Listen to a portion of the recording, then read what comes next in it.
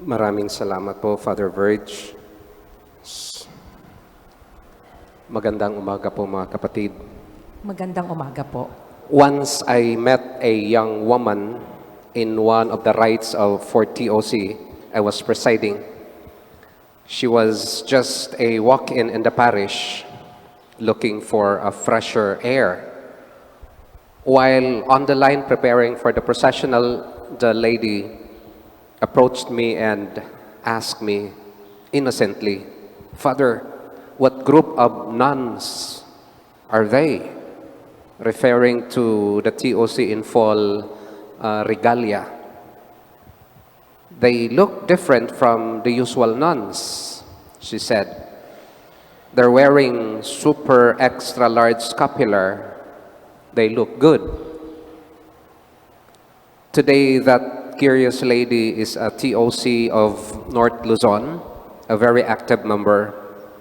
I asked her one day why she was then in the church where I met her. She said, "I was broken and confused after a breakup. I had no family then to run on to. But today, I am intact, and I have an extended family of Third Order of Carmelites, not only in the Philippines, but in the world." That was amazing. Different? Not at all. These men and women are not different in any way from all the holy people or the lay people here and elsewhere. But only what I can be certain of is that they are lay Carmelites who are promising to live their lives following the way of life and spirituality of Carmel, radically witnessing Jesus Christ in prayer, in community, and in apostolate, emphasizing more in their lives the call for chastity, poverty, and obedience in their state of life, either married or maybe single, career persons, or simple housewife or husband. And that persons are exactly my brothers and sisters that I have and we have now in the Third Order of Carmelites. To you all, my brothers and sisters, aspiring and professing to live your life with the Carmelites' charism and spirituality, your presence here today tells us, or all of us, that you have found a treasure of which speaks in this passage, of which Jesus speaks in the passage from the Gospel of John, to be at the foot of Jesus' cross. What is this treasure, anyway? Imagine Mary and the other Marys and John at the foot of the cross.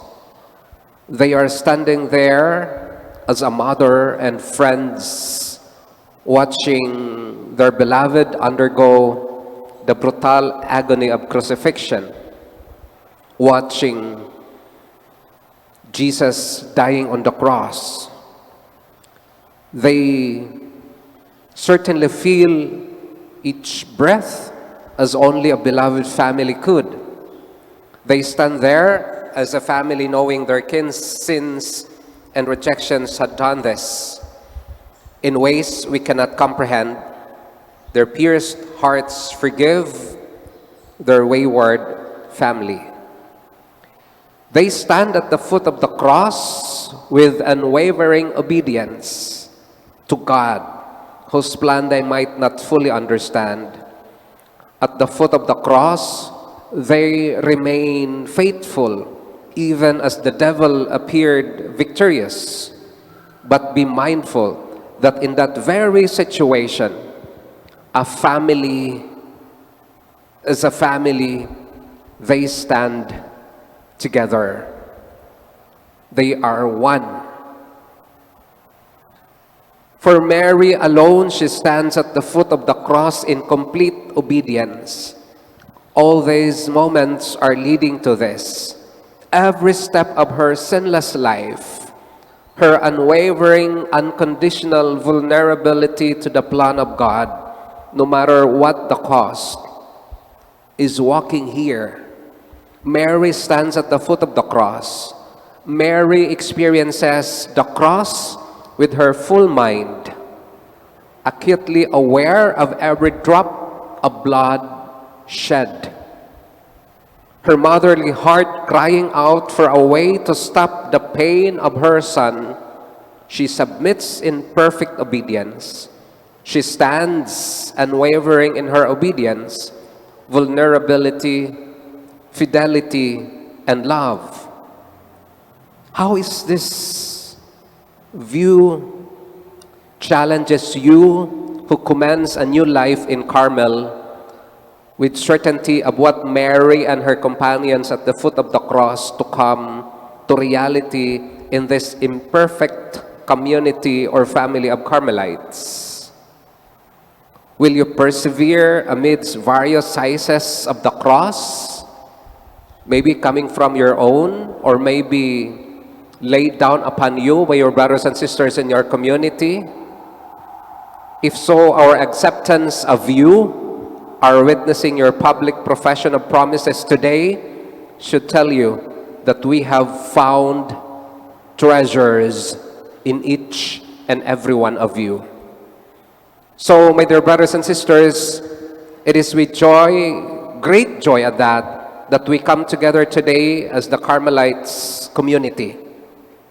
We are gathered here by the abiding belief that working for the reign of God is worth selling all to buy that field we call Carmel.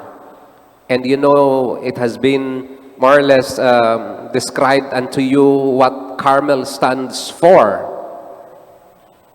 Sharing in the reign of God is worth professing promises and joining your lives, energies who have gone before you as TOCs, the men and women who receive the Spirit of God's Son into their hearts and becoming sons and daughters and heirs through God.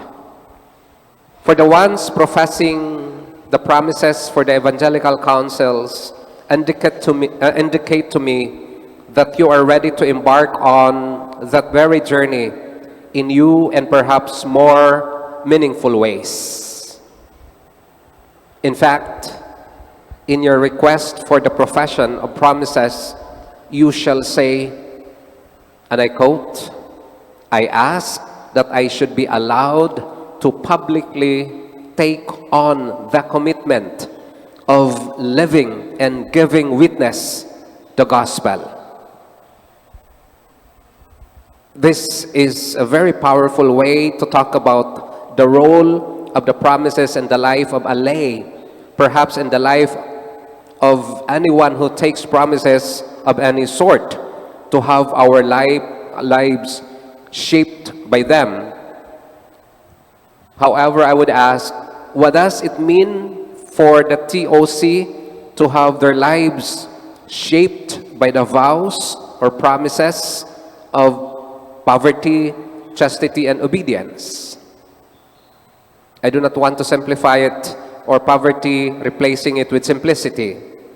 It's better that you know what you are asking for. Poverty, of course, you know exactly what does that mean.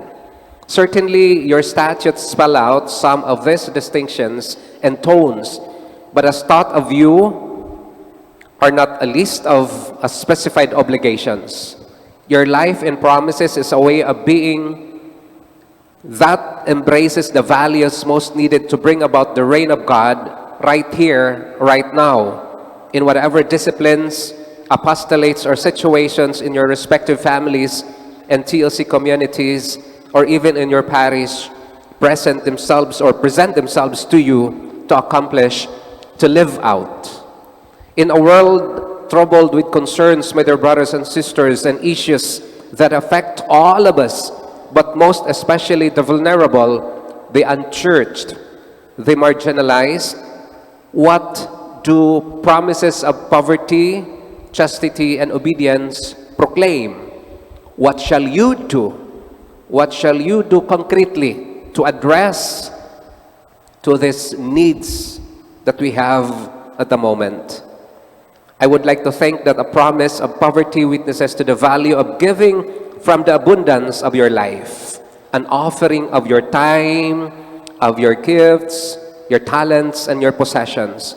It is not a giving up, but a taking only that which you personally need. I don't know if you are ready for this, without maybe compromising what the rest of your biological family needs, because simply you are the ones being called to life in Carmel, but the most that you can do is at least affect beautifully how you are living out life in poverty in the midst of your family's needs.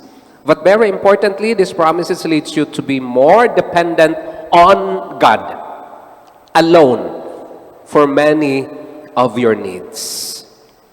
As to the promise for chastity, for TOC means total donation of self in love to God in your state of life. Hindi na pwedeng tanungin bakit siya ang asawa ko. There is no more questions regarding to how your husband or your wife may be behaving, or maybe at some sort oppose to the life that you are living. Simply you have to humble yourself before these questions of your husband. And a single-hearted dedication to your marital vows for those who are married is nothing if it does not focus in that vocation and therefore release God's energy of love into your married life, thus leading you to right relationship at every level of that state of life. And as to the promise of obedience, my dear brothers and sisters, the Latin root of this word means to listen, to pay attention to. You are to pay attention to God, of course, but like the other promises, this one also has a community character. You are invited to a shared search for the will of God, not only in your own lives, but in the life of the community. Your discernment, your listening, must be influenced by those on the journey with you. Obedience is about mutuality, not subordination. I'd like all of you to listen to this. Minsan dito, medyo sumasablay yung ating mga leaders. No? So, it is supposedly communal discernment and decision-making, not coercion. Sisters and brothers, each of you, it seems to me, have found the purpose, the focus for your gifts and talents. In many ways, both of you have embraced a vocation within a vocation. Therefore, we will nourish each other's vocation with the humblest hope of being refashioned, becoming witnesses of God's love and compassion in the midst of your family. But very, very exactly, as I would always tell and encourage you, my dear brothers and sisters, that your visibility should go to your parish as well. I cannot be here, Father Rico cannot be here, Brother Bot cannot be here to, sticking our neck out of you, whether you are doing well in the parish or not. You have your parish priest, more or less, to follow what the parish may demand by your presence in the parish, because I suppose the community or its community actually is canonically erected to the parish, so that your faithfulness, your obedience also, your visibility goes to the parish. In whatever the parish need from you, of you, for you, to you, you have to humbly just submit yourself to it. There is no other way. Otherwise, we will stop erecting communities in the parish. If you'd like to live independently from the rest of the lay faithful in the parish or in the diocese. And so it's going to be a challenge for humility. It's going to be a challenge for faithfulness and loyalty and maybe obedience. But that's who we are. That's how we are being refashioned as Carmelites. And more so, you do not also compromise the times that you will have to be spending with your TOC community and the challenges that should go to the entire world, being Carmelites who are actually visible in the entire universe. And so, my dear brothers and sisters, I hope everything which I have been telling you, the formations had been telling you, will now be considered as you come and as you fully submit yourself and now receive the evangelical counsels and profess. So that what I can do is, and what I can say, may God bless us all, and may the promises that you will have today also challenge you and also brings you good hope for the life to come in Carmel. Amen.